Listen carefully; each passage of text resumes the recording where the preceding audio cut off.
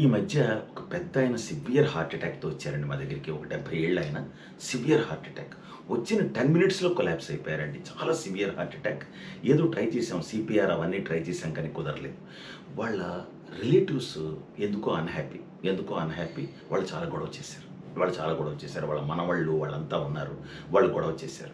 అయితే లక్కీగా ఆ టైంకి ఎవరో పొలిటీషియన్ వచ్చారు. అదే టైంకి ఎవరో పొలిటీషియన్ వచ్చారు.